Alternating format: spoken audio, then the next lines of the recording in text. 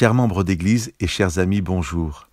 Au chapitre 10 de l'Évangile de Jean, au versets 17 et 18, nous pouvons lire ces paroles de Jésus.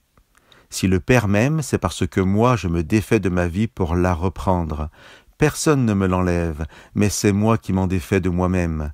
J'ai le pouvoir de m'en défaire et j'ai le pouvoir de la reprendre. Tel est le commandement que j'ai reçu de mon Père. » Jésus fait allusion ici à sa mort sur la croix et nous apprend peut-être une vérité essentielle, trop souvent ignorée ou minimisée dans notre réflexion sur le ministère du Christ. Ce texte souligne la parfaite maîtrise et souveraineté de Jésus sur sa mort.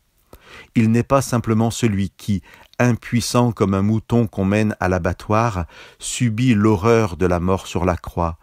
Il n'est pas non plus celui qu'un Dieu sanguinaire oblige à mourir pour que sa colère soit apaisée. Jésus nous révèle que lui et le Père sont au cœur de notre salut et qu'il n'est pas un simple pion entre les mains du Père. Jésus nous dit que durant tout le temps de son ministère, de son incarnation, il a choisi librement de vivre ce don de sa vie, mais qu'il avait aussi la possibilité de mettre fin à sa présence parmi nous s'il le désirait. Jésus nous dit même que c'est un commandement qu'il a reçu de son Père, le pouvoir de se défaire de sa vie et le pouvoir de la reprendre. Il le dit autrement lorsque, la veille de sa mort, il est arrêté dans le jardin de Gethsémani. Un de ses disciples sort son épée et frappe à l'oreille un soldat venu l'arrêter. Nous pouvons lire dans l'Évangile de Matthieu au chapitre 26 et au verset 53 ce que Jésus dit à son disciple. « Remets ton épée en place. Penses-tu que je ne puisse faire appel à mon Père, qui mettrait aussitôt à ma disposition plus de 12 légions d'anges ?»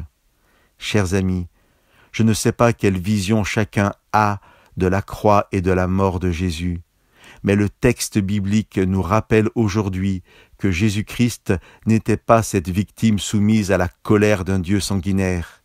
Il était le Fils éternel qui, d'un commun accord avec son Père, avait choisi de se faire pleinement homme et de montrer par sa vie et jusqu'à sa mort l'amour de Dieu pour nous.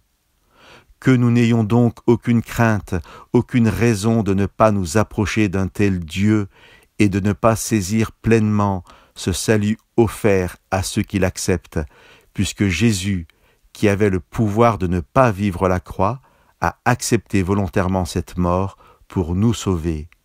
Que Dieu vous bénisse.